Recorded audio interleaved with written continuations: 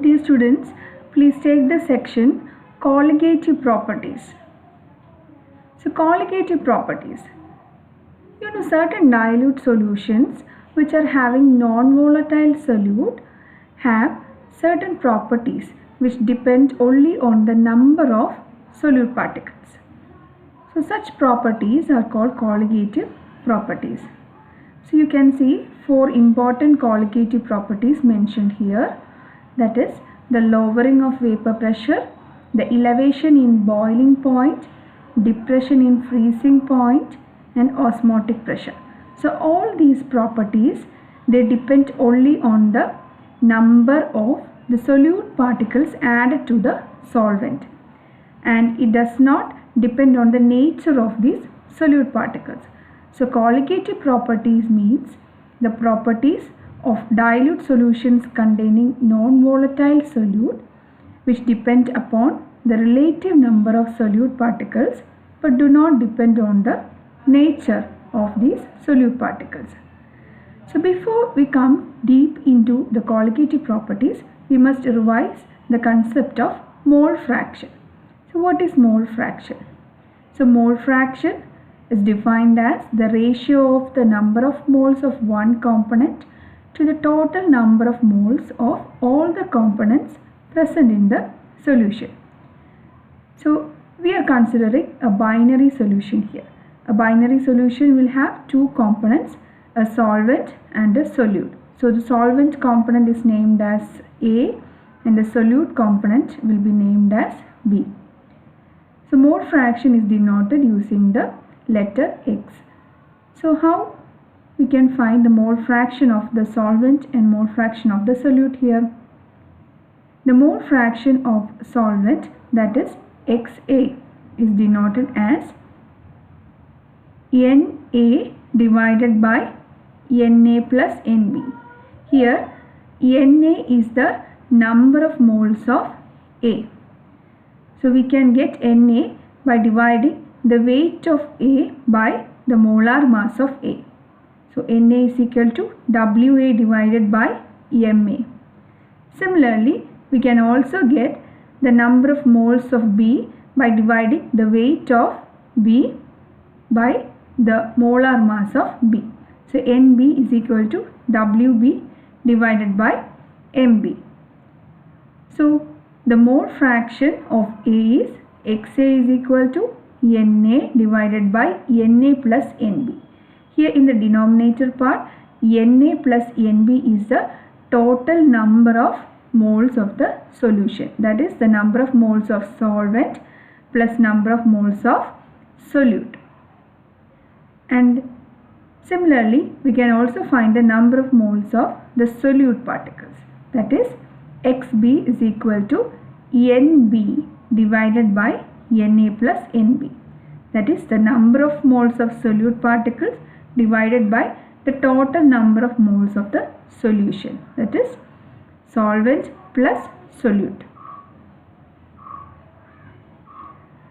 So if you are substituting the values of Nb and Na in this equation, we can change this equation to this form. That is Xb, it is the mole fraction of solute, is equal to Wb divided by Mb divided by Wa divided by Ma plus Wb divided by Mb.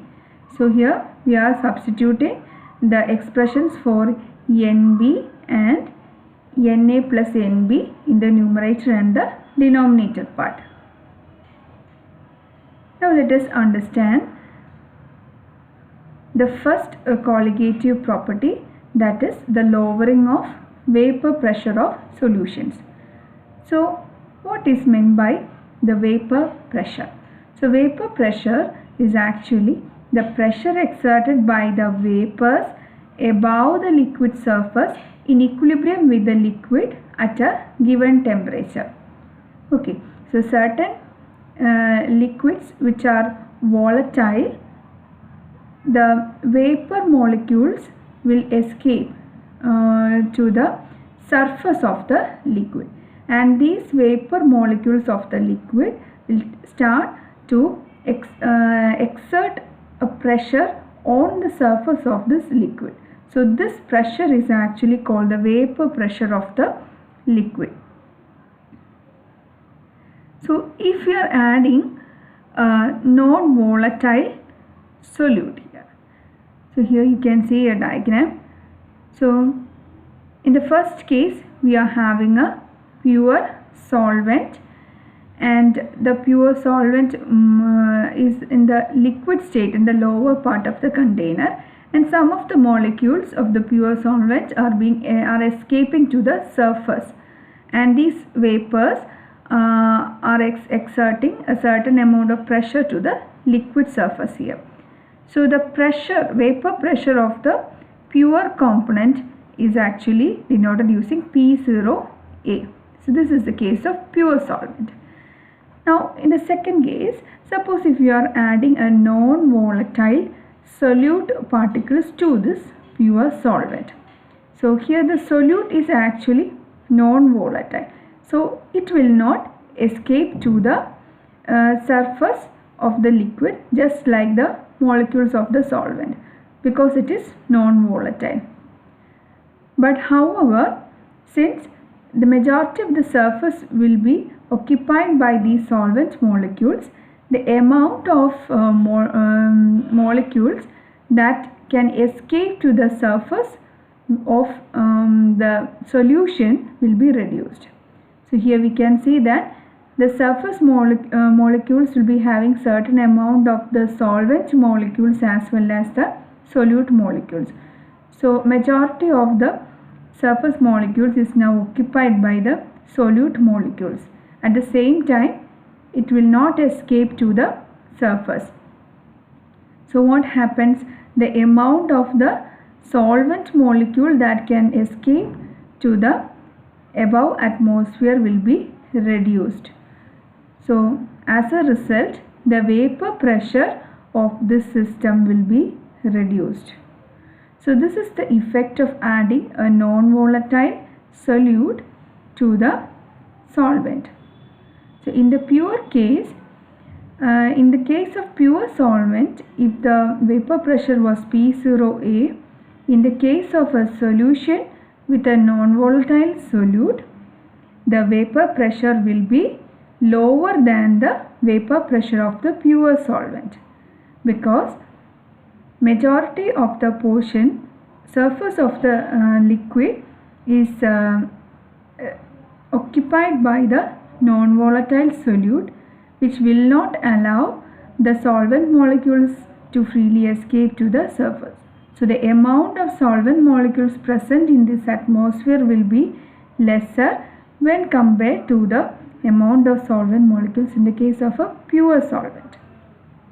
As a result, the vapor pressure of this system will be lesser. So this is the effect of adding a non-volatile solute to a solvent. Now we have to learn about the Raoult's law. So Raoult's law is stating that the partial pressure of any non-volatile component in a liquid solution at any temperature is equal to the product of the vapor pressure of the pure component and the mole fraction of that component in the solution. So here Raoult is actually telling this law by considering non-volatile solute. So this law is applied to a solution having non-volatile solute, and the law is stating that the partial pressure of any volatile component in the solution. So in this solution, the volatile component is actually the solvent molecules present in this atmosphere. So the partial vapor pressure of this volatile molecules, that is the molecule A, is equal to the product of the vapor pressure of the pure component. That is, the vapor pressure of the pure component is P0A itself. That is the vapor pressure experienced by this component at the pure state, P0A, into the mole fraction of that component in the solution. The mole fraction of A is XA. So here the equation, the law is mathematically expressed as follows: PA is equal to XA into P0A and PB is equal to XB into P0B. P0A and P0B are the vapor pressures of the pure component A and B respectively. So PA and PB are the partial vapor pressures in the solution, that is in the mixture of A and B. So according to the Dalton's law of partial pressures, the total pressure of the solution must be equal to the sum of the partial pressures of A and B. That is PA is plus PB will give the total pressure P.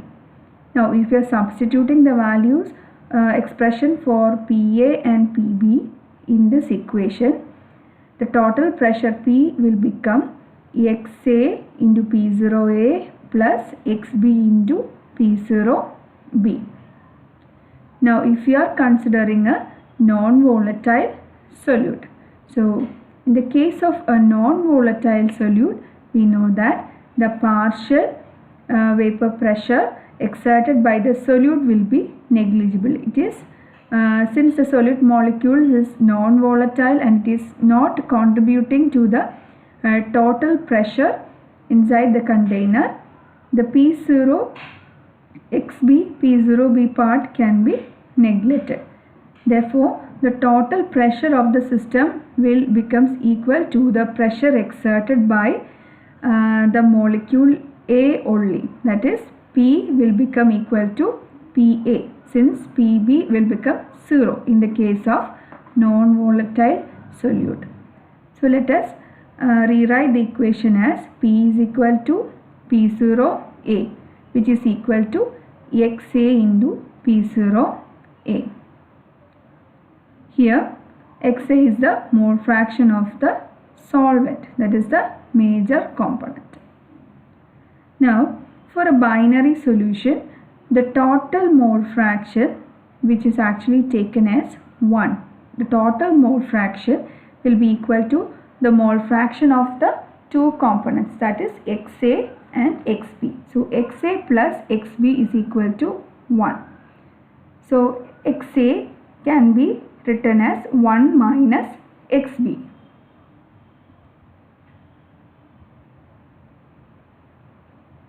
Therefore, the above equation can be written as P is equal to 1 minus XB into P0A.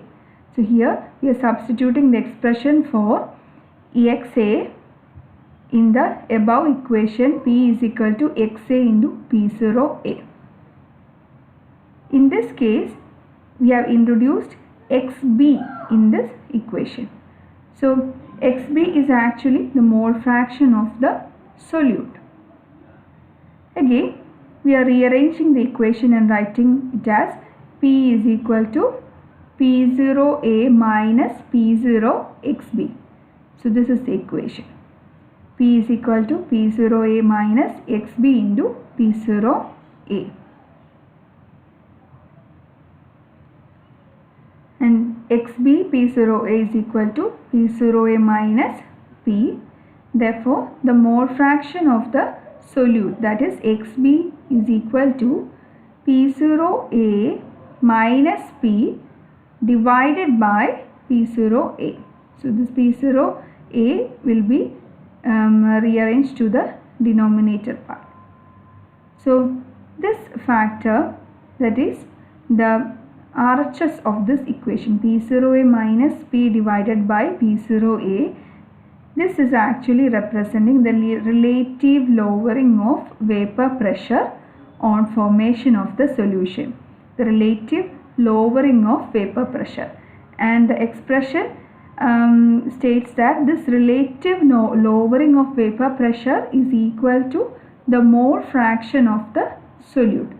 This is what actually Raoult's law is stating. The mole fraction of the solute is equal to the, or is directly proportional to the relative lowering of the vapor pressure on formation of the solution.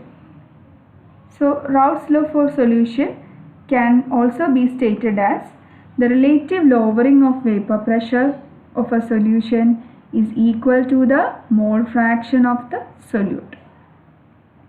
Now it is possible to calculate the molecular mass of solute from this expression, that is from the relative lowering of vapor pressure.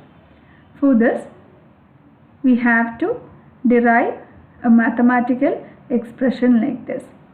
So according to Raoult's law, the relative lowering of vapor pressure, that is P0A minus P divided by P0A, is equal to the mole fraction of the solute, that is XB. But we know that XB is equal to NB divided by Na plus NB, that is number of moles of B divided by the total number of moles of the solution. But this NB is equal to WB divided by MB, and Na is equal to WA divided by Ma. So we are substituting these expressions in this equation. Therefore, the above equation will become P0A minus P divided by P0A is equal to WB by MB divided by WA by MA plus WB by MB.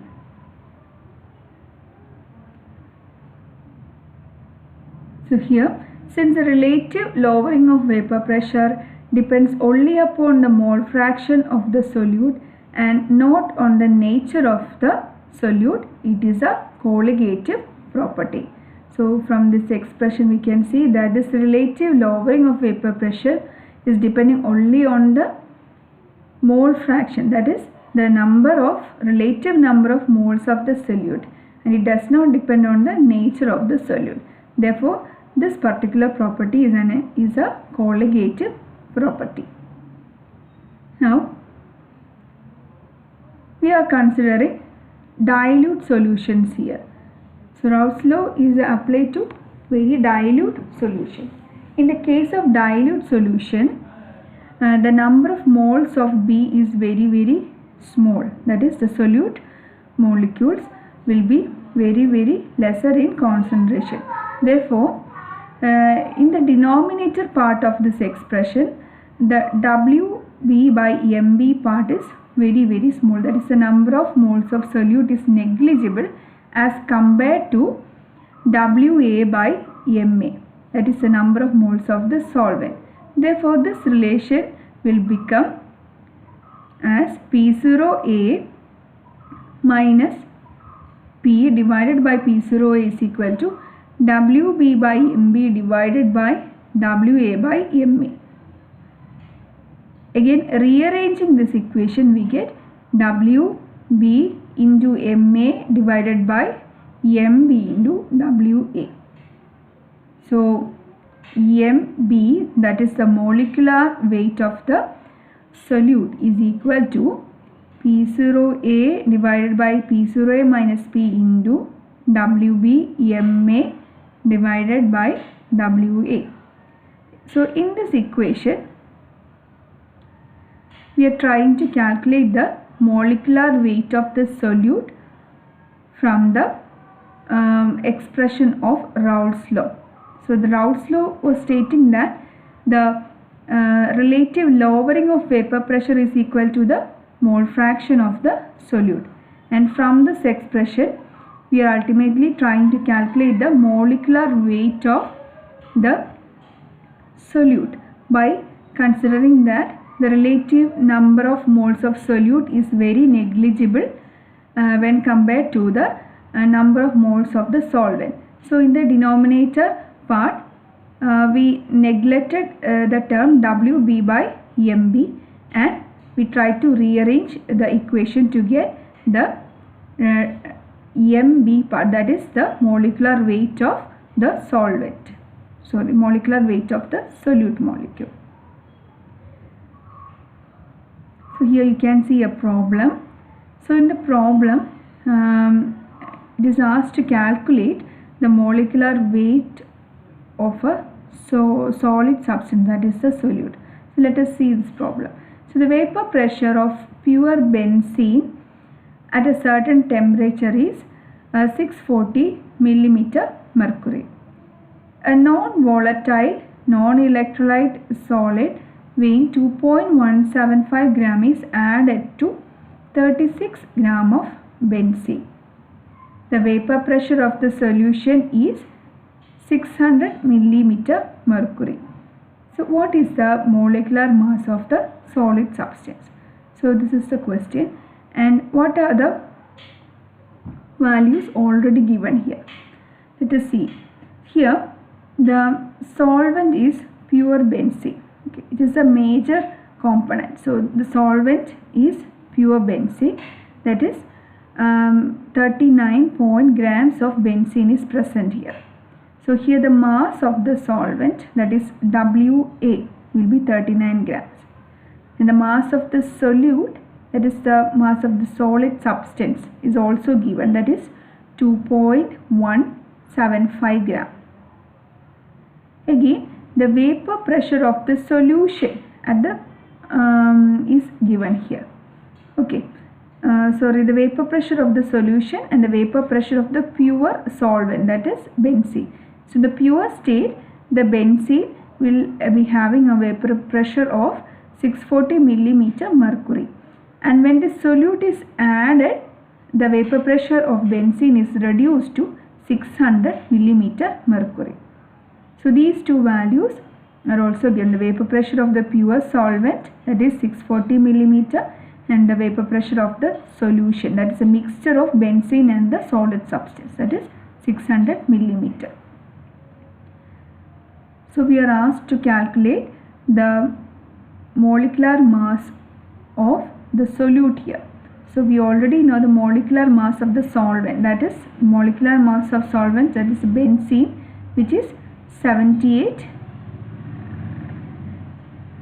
and we have to substitute all these values in the formula of molar mass of solute. So EMB is equal to P0A divided by P0A minus P into WBMA divided by WA.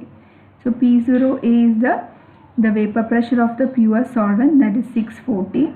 So 640 minus 640 divided by 640 minus 60. So here 640 minus 600. So here P is the vapor pressure of the solution, which is 600, into 2.175 into 78 divided by 39. So the final value will be 69.6, that is the molecular mass of a solute.